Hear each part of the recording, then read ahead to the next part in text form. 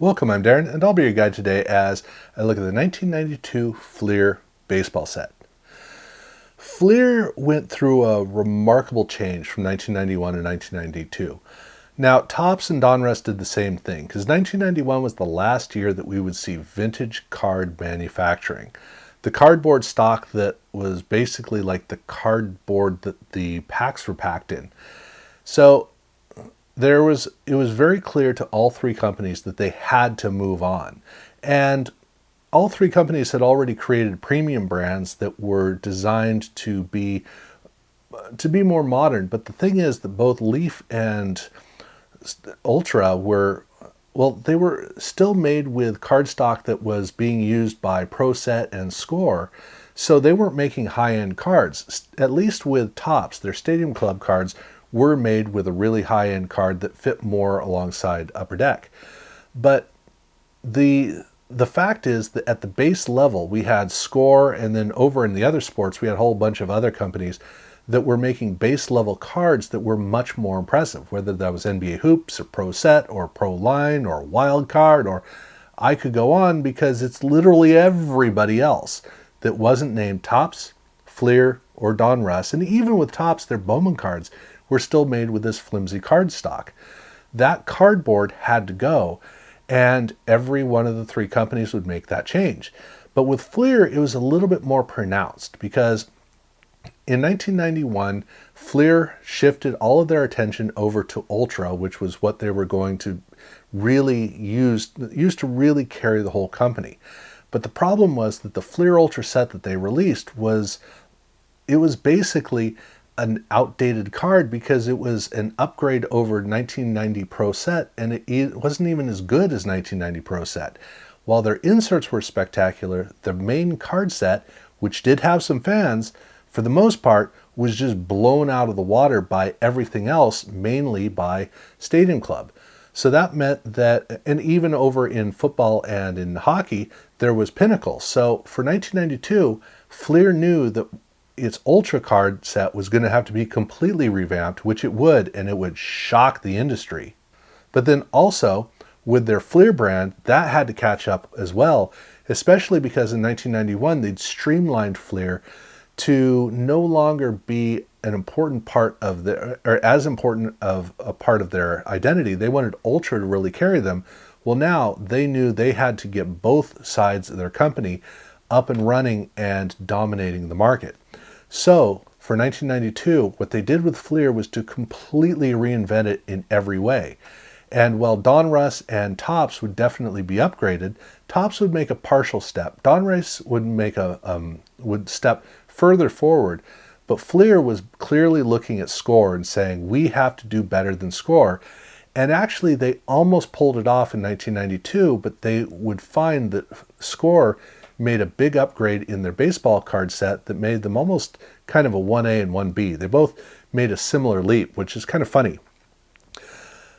But for the card design that Fleer created, this was a stunner, and it was a big nod toward their high watermark in the mid 1980s. The cards are made with the same card stock that we saw with Ultra, but also with Pro Set and basically with Score. So it was a major upgrade, but that helped to make the card backs a lot better.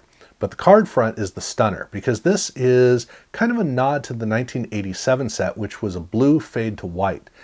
And this is a light green fade down to white, but it has a metallic finish, which gives a really cool look. That's kind of a nod to the 1991 Score football cards. But that metallic look was it stood out even against a brand like Leaf in 1992. It was really impressive for a base brand. It certainly did pop eyes open. But they also did something from the 1980s of having the team logo floating in the card. But you couple that with the team color text below that, which gave every single card a bit of a team patriotism that helped the card as well as the set to resonate really well. This card set was designed to be an apology for the oh so bright yellow cards in 1991, and oh man, did they nail it.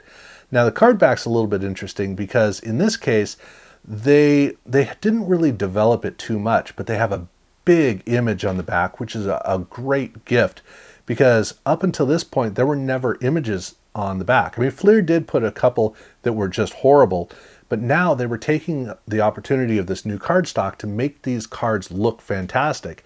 And while the card back would have quite a ways to go, it was going in the right direction with those images. All right, now the set itself, it needed to be gussied up because, like I said, in 1991 they streamlined it in order to put a focus on, you get your Fleer set out of the way and then you focus your attention on Ultra. That's kind of the way they built it. Well, now they wanted to get back into carrying the company with the Fleer brand, so they needed to bring the Fleer set back, and they added more subsets than they'd ever had, to the tune of they had 5 subsets. The first of which is prospects, but not the prospects that we're used to, because when Fleer started doing prospects in the early to mid 1980s, they did a horizontal card with 2 players featured on each card, which was cool because you've got 2 different players who could be successes on each card. There was something special about that. But over time, that doesn't hold up too well because when you look back, you have cards with 2 disappointments on them, or you may have a card with one player who's worth something and another player who you don't know who he is.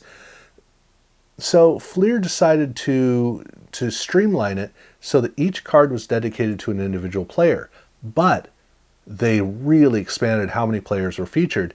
And this was a nod to football, because over in football, the entire market had been completely overwhelmed by draft pick rookies. That was the big thing.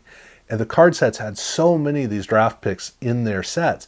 Fleer took a while for them to get involved, but now by 1992, they were starting to lean into lots of rookies in their sets. And in baseball, it's a little bit different because they don't have rookies, they have prospects.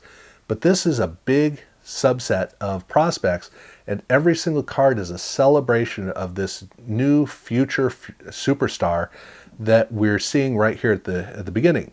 And obviously, most of these cards aren't going to pan out, but the whole point is the enthusiasm of getting these future stars in the card set. So now they were leaning very heavily into the prospective side of the market, making this subset almost like a Donruss rated rookies for Fleer.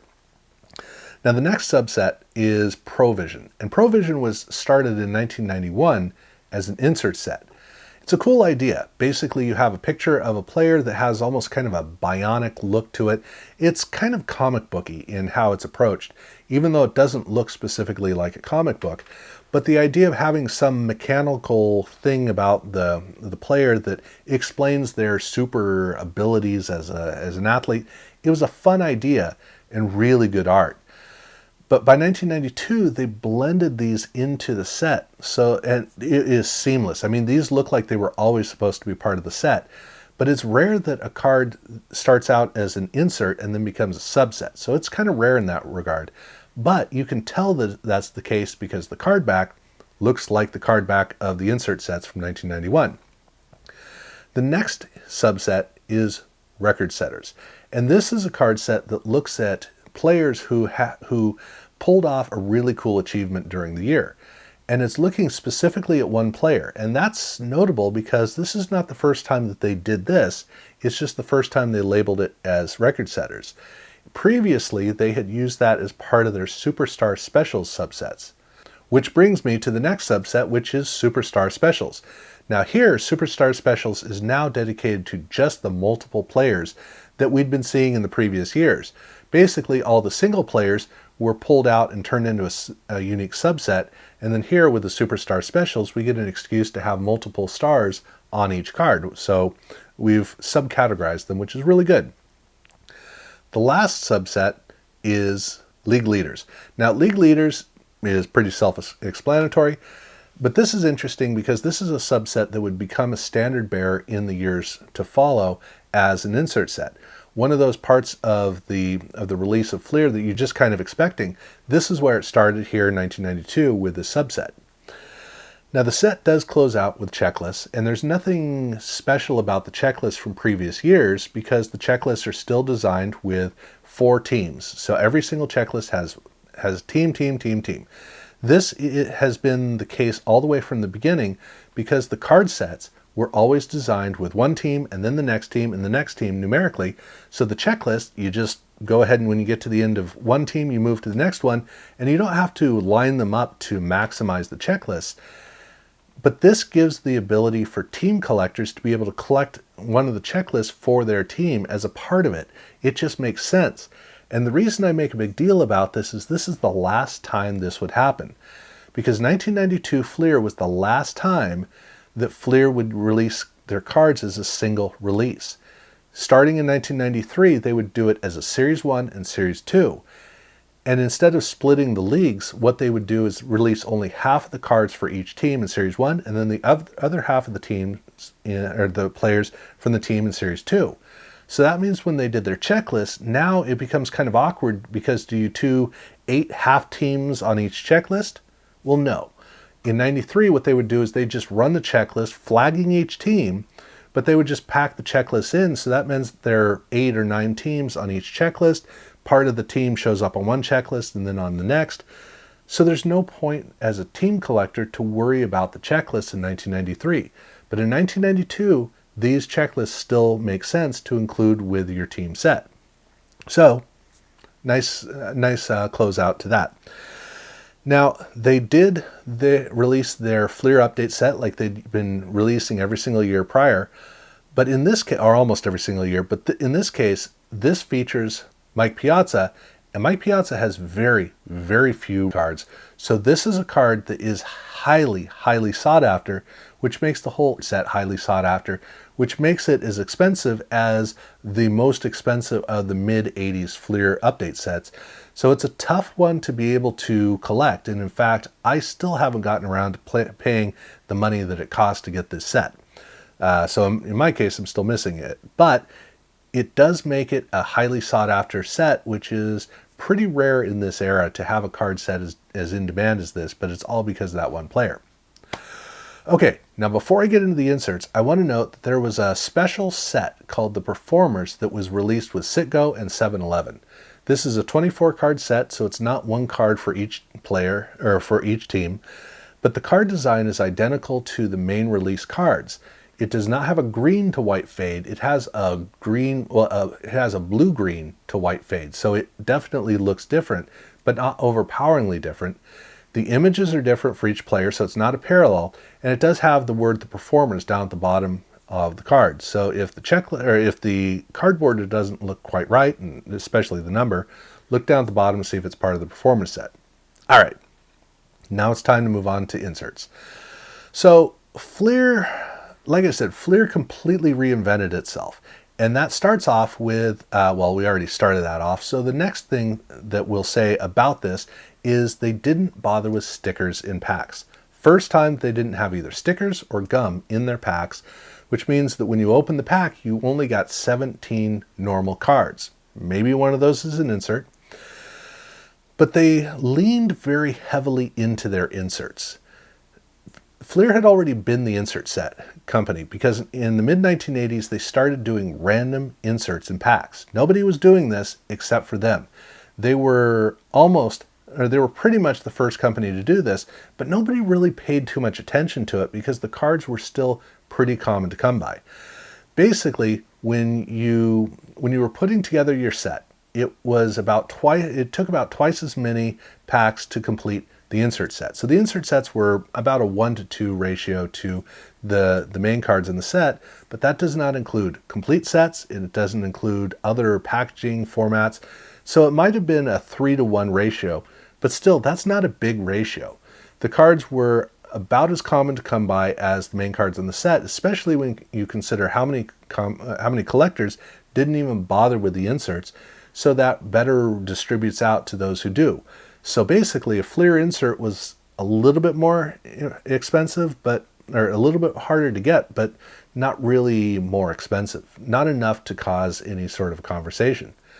But by 1991, that was changing because we were starting to get rare inserts, whether that was over in Pacific in football, or SP cards with Pro Set, or well, what about Donruss Elite? I mean, Donruss with their Elite cards opened a whole new door to inserts, and even Upper Deck was doing not as common of inserts as was in Fleer. So Fleer had to catch up with a couple of companies, not Topps and not Score, but they were seeing that they were no longer the insert company. Not that it was that big of a deal, but now it's going to be, because they knew that inserts could be their big ticket, and so they leaned very heavily into it.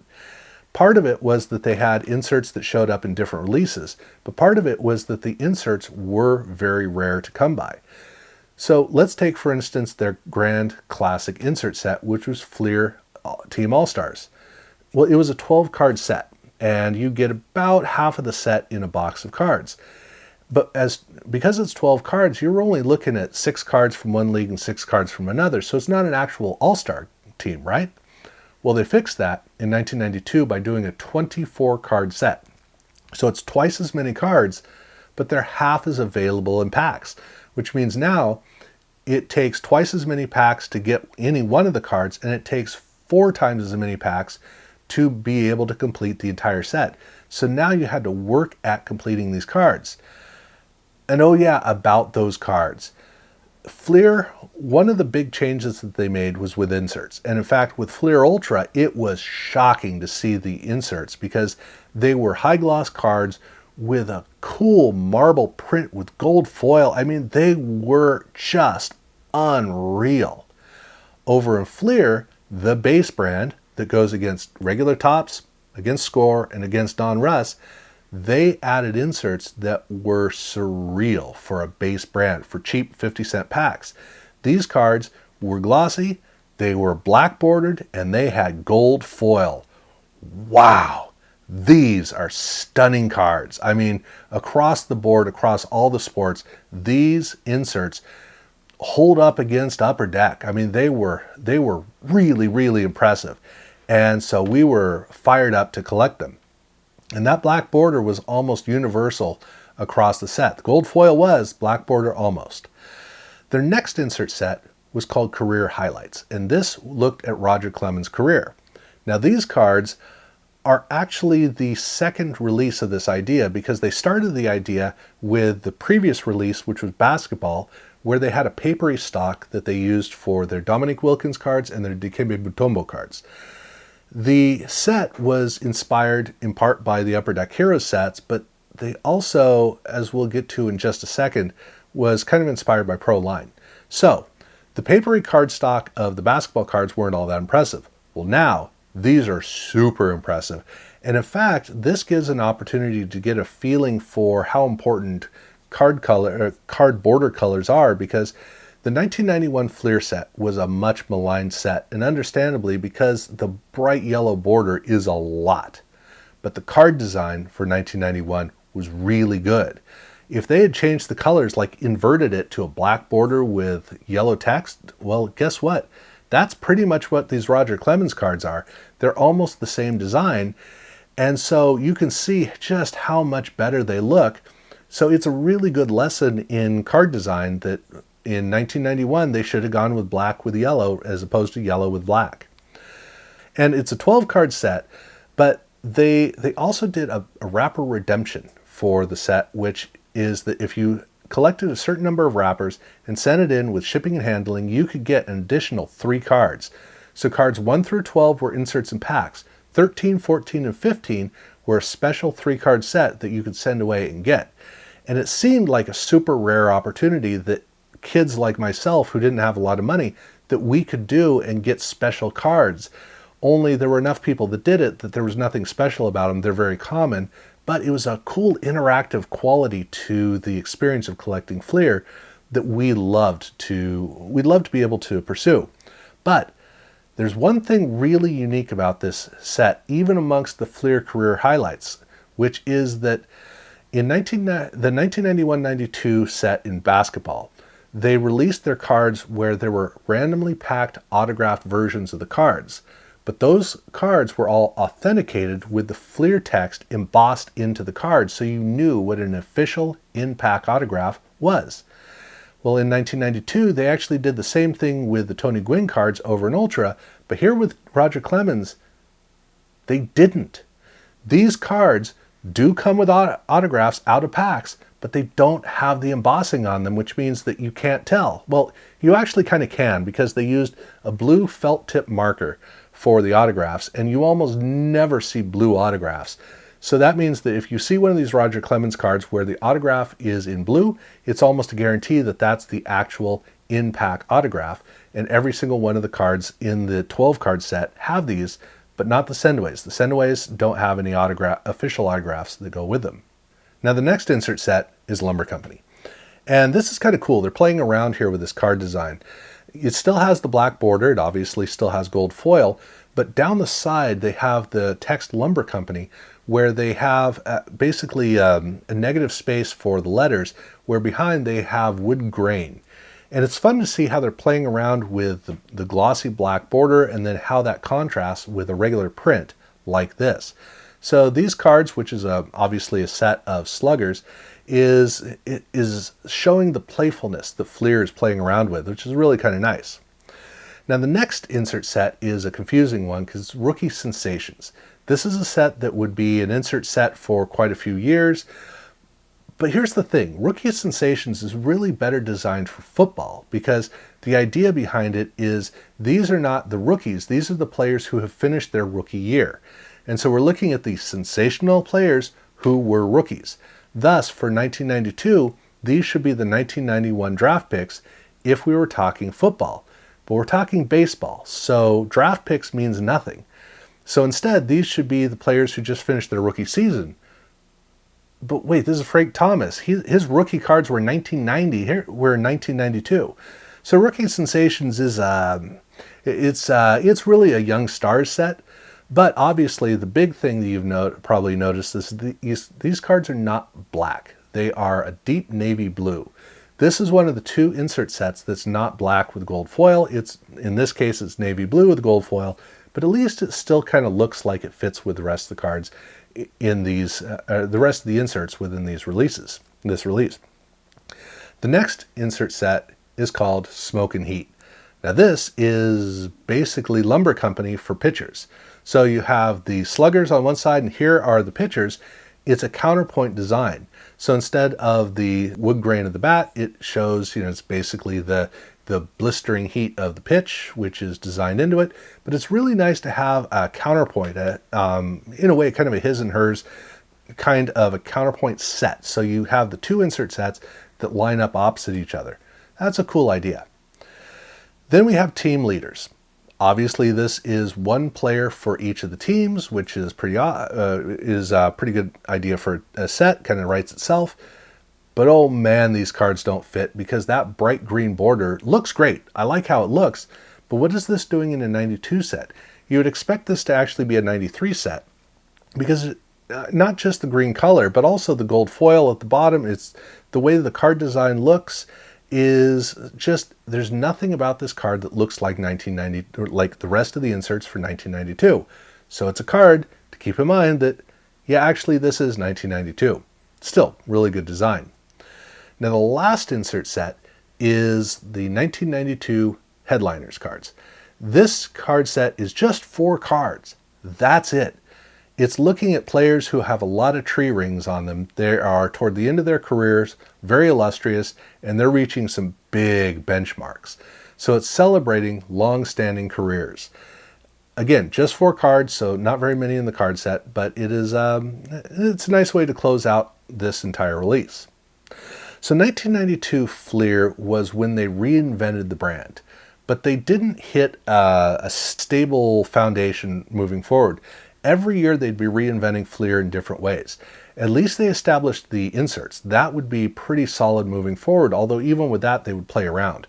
But 1993 they needed to chase the idea of selling more packs. So changing it to a Series 1 and Series 2 would be a part of it. Obviously I'm going to be looking at that in a separate video. But this isn't really a transition point. It's basically the first day of the rest of Fleer's life. That's a good way of looking at it, even though that's a really tacky way of describing it. But it is amazing to look at the difference between 1991 and 1992, especially with Fleer. I'm glad that they were pulling things together and getting it right. It's about time that they did that, so Fleer finally looked like the company that they were in the mid-1980s. All right, I'll be looking at 1993 down the road. I've already done everything that Fleer has done in baseball all the way up through 1991. If you haven't seen those, so you can definitely check this out.